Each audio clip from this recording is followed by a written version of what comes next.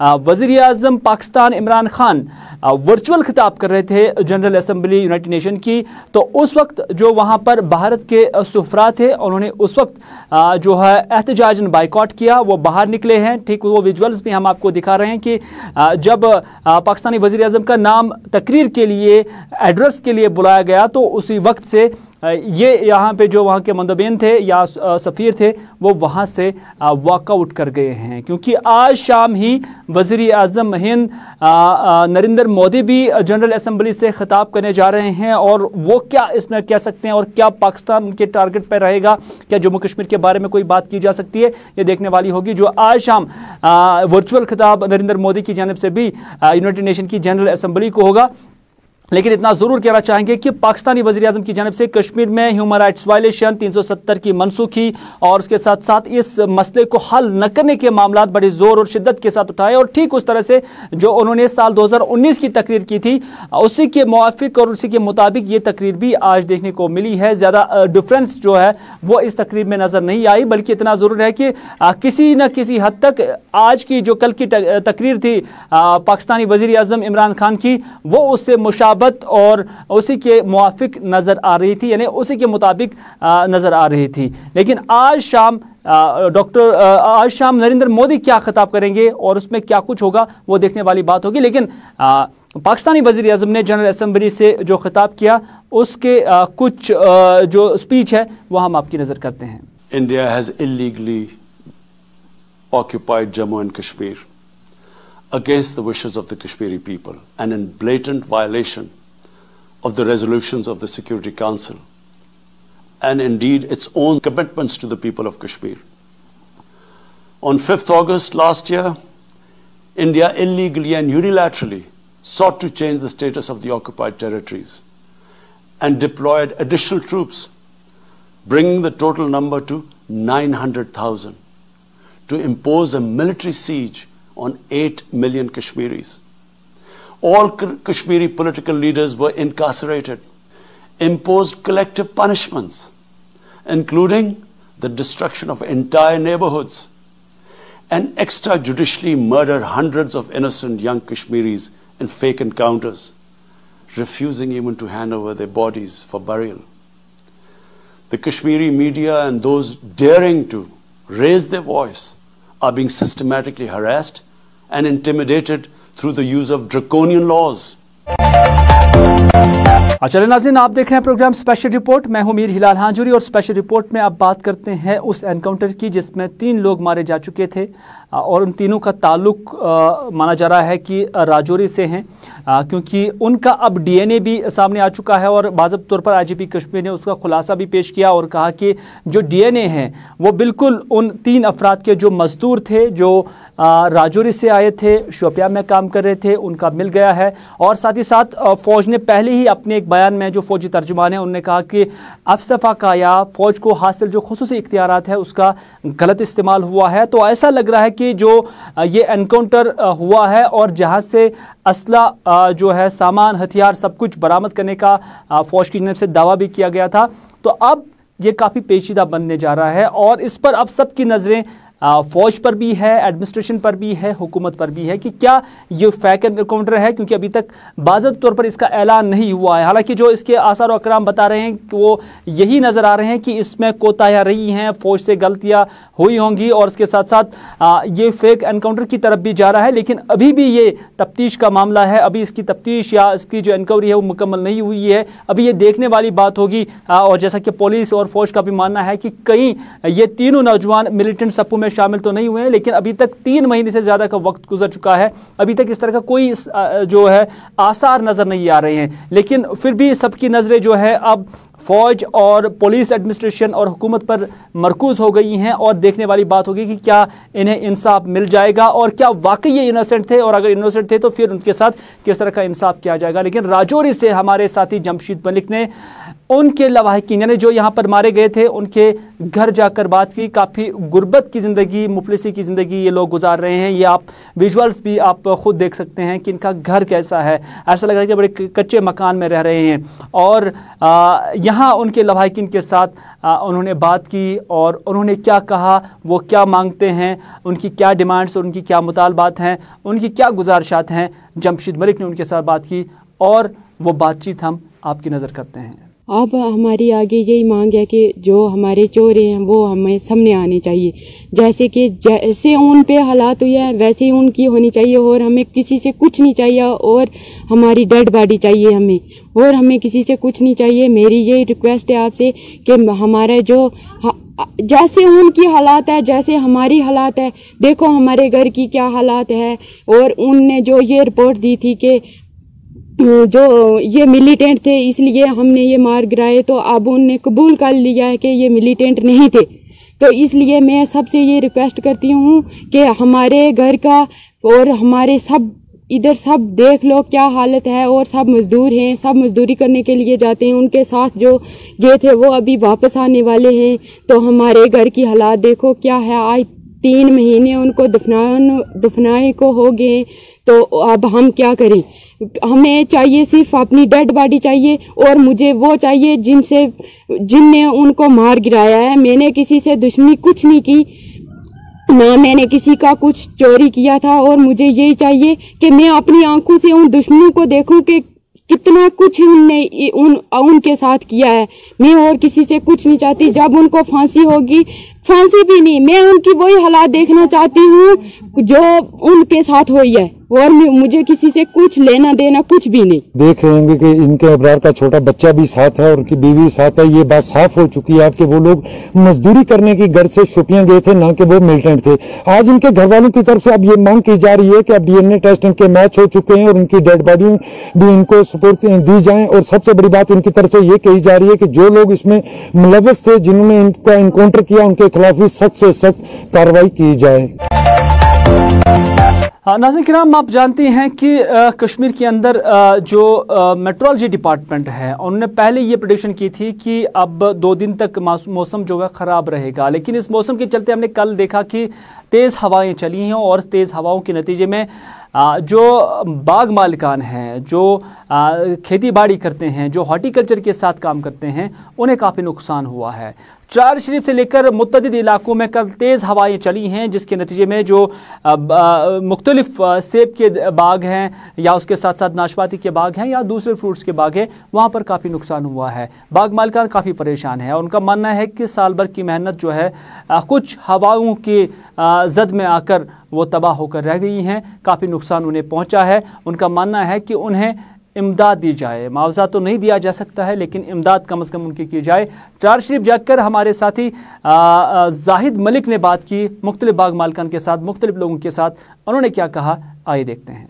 ये जो हमारा एरिया पड़ रहा है, इसके साथ जो मुंसलिक इलाके हैं, लूलीपोरा, चार शरीफ, डलवन, तिलसरा, फुटलीपोरा, कारपोरा वगैरह वगैरह, ये तो बहुत सारा एरिया है। तो एक्चुअली ये जो हमारा फार फ्लंग एरिया है, यहाँ पे ज़्यादा क्रॉप जो होता है वो नाक बगोशा।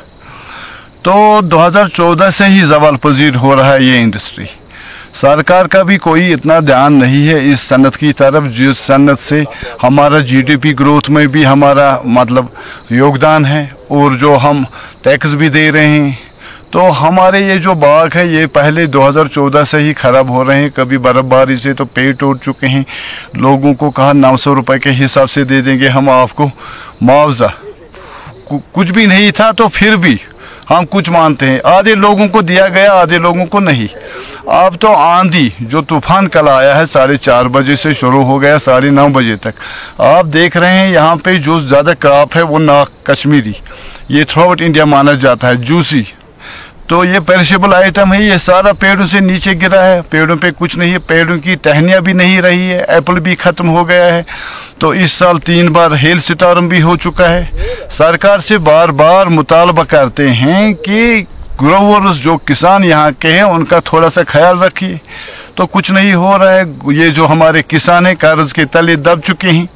इनका जो सीसी फैसिलिटी है, बैंक का भी कोई योगदान नहीं है, वो सिर्फ इनके पीछे पड़ा है। ये लोग तो खुदकुशी पे आ चुके हैं, इनके बच्चे परेशान हैं, तालीम नहीं पढ़ सकते हैं क्योंकि ये पीछे ही जा रहे हैं, आगे तो नहीं आ रहे हैं ये लोग। हम सरकार से यही मुतालबा कर रहे हैं कि ये जो सनत है, ये इस सनत की तरफ ध्यान दे और लोगों को भरपूर मुआवजा दे, और जो इनका सीसी है या किसान क्रेडिट कार्ड जो दिए हैं सरकार ने, तो उसमें इनका इंटरेस्ट खत्म किया जाए। नाज़रीन किराम, आप देख रहे हैं स्पेशल रिपोर्ट, और स्पेशल रिपोर्ट में एक अहम बात हम आपके साथ शेयर करने जा रहे हैं। 3 साल पहले कुपवारा के इलाची जब इलाके में एक फिल्ट्रेशन और उसके साथ साथ जो रिजर्वायर है वो बनाया जाता है, और इस पर जो तखमीना लगाया गया था उस वक्त वो 4.5 करोड़ रुपए था, और ये पैसा खर्च भी किया गया है, और उसके बाद ये रिजर्वायर और ये फिल्ट्रेशन प्लांट बनाया भी गया है। लेकिन मकामी लोग आज शिकायत कर रहे हैं कि 3 साल गुजरने के बावजूद भी इससे आवाम के नाम वक्फ नहीं किया जाता है, क्योंकि पाइपें जो यहाँ से सप्लाई लाइन जो होनी चाहिए वो, या डिस्ट्रीब्यूशन लाइन जो पब्लिक को जाती है, वो अभी तक नहीं बिछाई गई है।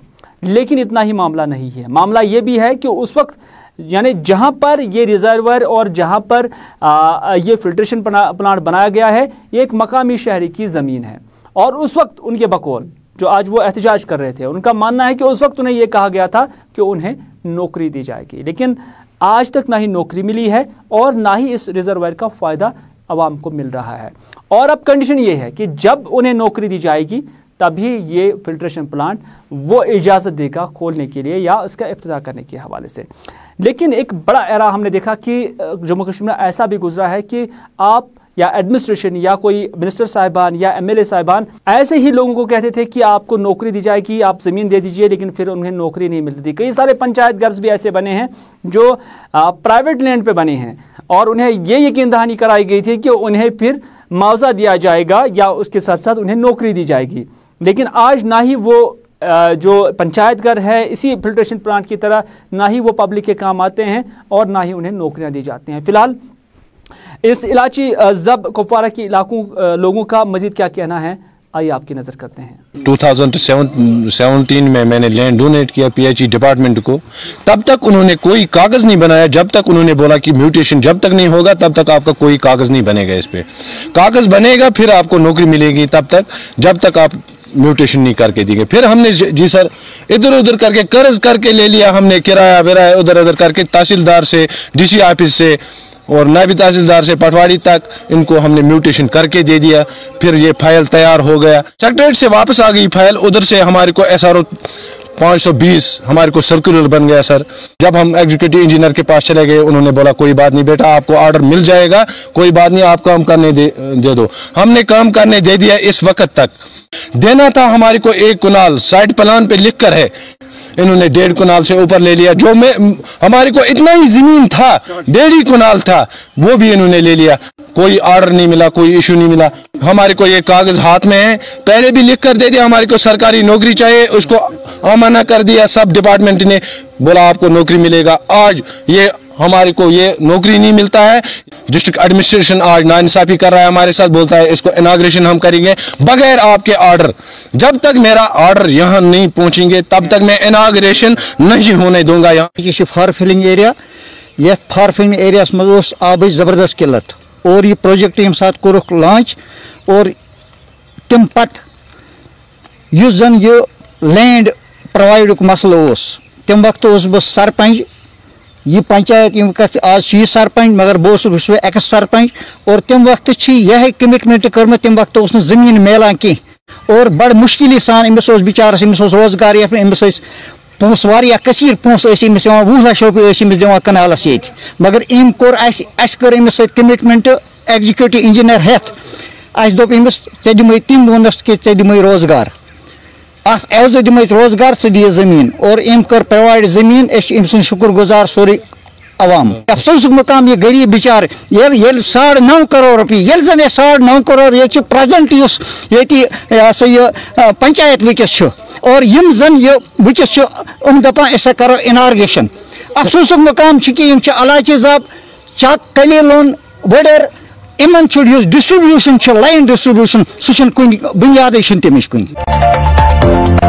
नाज़रीन किराम, आप जानते हैं कि वेरीनाग काफ़ी मशहूर है, काफ़ी मारूफ है और एक सयाहती मकाम भी है। लेकिन वेरीनाग यहाँ पर एक चश्मा भी है और यहाँ पर एक फ़िश फार्म भी है, यानी ट्राउट फ़िश यहाँ पर जो है काफ़ी मकदार में यहाँ बेची जाती है और इससे जम्मू कश्मीर गवर्नमेंट के लिए या जम्मू कश्मीर के लिए और फिशरीज़ डिपार्टमेंट के लिए एक रेवेन्यू का एक बड़ा रिसोर्स तस्वर किया जाता है। यहाँ के कुछ ऑप्शंस के साथ जो हमारे साथी फ़िदा हुसैन ने बात की, उनका मानना है कि ये सालाना रेवेन्यू जो है लगभग 30 लाख के करीब या 27 लाख से 30 लाख के करीब रेवेन्यू जनरेशन यहाँ से होती थी और लोग जो है इसका फ़ायदा भी उठा रहे थे।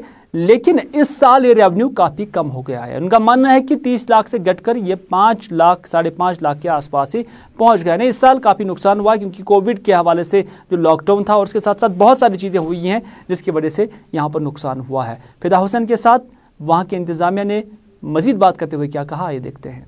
देखिए कि ये जो ट्राउट है, ट्राउट ये तो it is being preferred bye all people of J&K and outside, जो बाहर के लोग हैं वो भी ये प्रेफर कर रहे हैं। क्योंकि दूसरी बात ये है कि जो हमारा ट्राउट फार्मिंग प्रोजेक्ट कोकरनाग है वो एशिया का one of the largest trout farming project है और जो ये तो वेरीनाग है, ये छोटा यूनिट है और ये उसके साथ वाबस्ता है कोकरनाग से, अच्छावल और ये वेरीनाग। तो ये वेरीनाग का हालांकि ये छोटा प्रोडक्ट जो यूनिट है लेकिन इसकी प्रोडक्शन बहुत अच्छी है। ये हमें तकरीबन साल में 27 लाख रेवेन्यू देता है। इस बार इसने अभी तक 5 लाख का रेवेन्यू दिया है।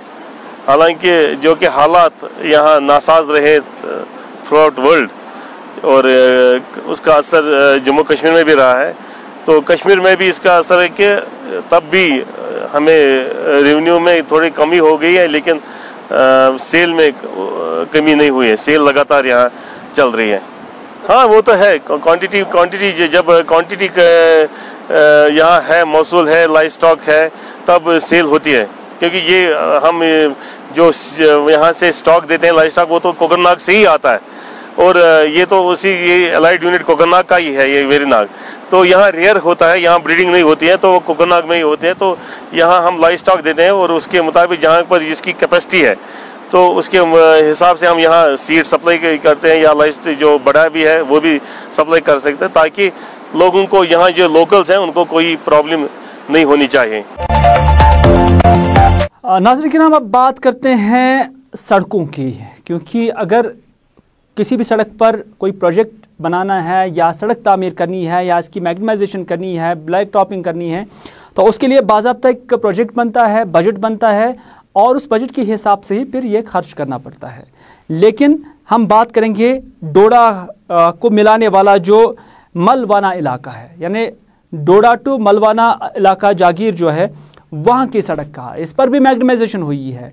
लेकिन यहाँ की सूरत हाल क्या है वह आप विजुअल्स के ज़रिए भी देख सकते हैं। लोगों का मानना है कि गैर मयारी मटेरियल इस पर लगाया गया है, जिसकी वजह से ये जो रोड़ी है या उसके साथ साथ जो मैग्नम है ये सब कुछ हाथ में आ जाता है। यानी जो ही आप इससे चलेंगे तो ये आपके पैर के साथ ही चले जाते हैं, आपके जूते के साथ ही चला जाता है। इस कदर यहाँ पर अच्छा मटेरियल लगाया गया है। लोगों की शिकायत है कि इस पर कोई तवज्जो नहीं दी जाती है, गैर मयारी मटेरियल लगाया गया है। लेकिन लोगों ने शिकायत भी की है लेकिन कोई सुनने वाला नहीं है, क्योंकि जो सुनने वाले होंगे उन्होंने ही इस पे ये मैग्नम बिछाया हुआ है। उन्होंने आप लेफ्टिनेंट गवर्नर और उसके साथ साथ जो सूबाई इंतज़ामिया है या जो जम्मू कश्मीर यूटी इंतज़ामिया है उनसे अपील की है कि इस सड़क की तरफ खुदारा तवज्जो दी जाए ताकि यहाँ के लोगों को इंसाफ मिल सके। चलें तो एक बार इस रोड पे विजिट करें। जितने भी इसमें मुलाजिम है, मुझे लगता है कि अपने पैसों से मतलब है, इनको तनख्वाह से मतलब है। ये मतलब नहीं है कि गरीब आवाम को कितना बड़ा धोखा कर रहे हैं। जिस तरह का इस वक्त यहाँ पे हमारे गरीब आवाम के साथ धोखा कर रहे हैं, ये अगर इसी अंदाज से करते रहेंगे तो हम यहाँ काम करने नहीं देंगे, क्योंकि ये ब्लैक टॉप की हालात है। इस वक्त ये मिट्टी है, हाथ से उठ रहा है, देखो ये हाथ से उठ रहा है, खुद देख सकते हैं आप। तो दूसरी बात, पिछले साल भी डाली गई थी यहाँ लोग पार्वती से पोस्ता तक, उसकी भी हालत यही है। और 6 महीना भी नहीं निकला था उसको, और ये लगता है मुझे कि 15-20 दिन में ये खत्म हो जाएगी ये लोग। लेकिन डिस्ट्रिक्ट एडमिनिस्ट्रेशन डोडा से हमारी गुजारिश है कि इस पे विजिट करें एक बार, या कि कोई टीम बनाए, इसके लिए कोई स्पेशली टीम बनाए जो टीम इसको चेक करें, खुद आके यहाँ देखें क्या वहाँ की सूरत हाल क्या है, क्या वहाँ के लोग सच बता रहे हैं या झूठ बता रहे हैं। नाज़रीन किराम, आप देख रहे हैं प्रोग्राम स्पेशल रिपोर्ट। मैं हूं आपका मेज़बान मीर हिलाल हांजुरी और स्पेशल रिपोर्ट में अब बात करते हैं शहर श्रीनगर की। और शहर श्रीनगर में आज रूरल डेवलपमेंट की जानिब से एक मीटिंग हुई है। ये मीटिंग, और ये दरअसल मीटिंग नहीं थी बल्कि एक वर्कशॉप कम ट्रेनिंग था। और इसमें जो बैक टू विलेज थर्ड है, इसमें जो पार्टिसिपेंट्स हैं उसके हवाले से बात हुई है। पूरी जानकारी के साथ हमारे साथी फिरदौस ने बात की है कुछ ऑफिशियल्स के साथ, उनसे इस प्रोग्राम का मकसद जाना और इसका मकसद क्या है, वजूहात क्या है, उससे फ़ायदा क्या है, ये जानने की कोशिश की। उन्होंने क्या कहा, आइए देखते हैं। पता ही है कि बैक टू विलेज 3 की तैयारी में ऑलरेडी हमारा जन अभियान, अवामी मुहिम जिसको हम कह रहे हैं, वो चल रहा है और बड़ी जल्दी 2 अक्टूबर से हमारा actual back to village 3 start होगा। उसी की तैयारी में आज ये ट्रेनिंग, हाफ डे ट्रेनिंग किया गया था। सभी डिस्ट्रिक्ट से, कश्मीर के सभी डिस्ट्रिक्ट से हमारे ऑफिसर्स जो मास्टर ट्रेनर्स बनेंगे इस बैक टू विलेज 3 के लिए, उनको आज यहाँ पे ब्रीफिंग दी गई regarding a lot of aspects of back to village 3 कि विजिटिंग ऑफिसर का शेड्यूल क्या रहेगा, उससे हमारी एक्सपेक्टेशंस क्या हैं, डिस्ट्रिक्ट एडमिनिस्ट्रेशन से हमारी क्या एक्सपेक्टेशंस हैं, और जो जितने भी वहाँ पे डिपार्टमेंट्स हैं उनका क्या क्या रोल रहेगा इस पूरे बैक टू विलेज 3 के बारे में।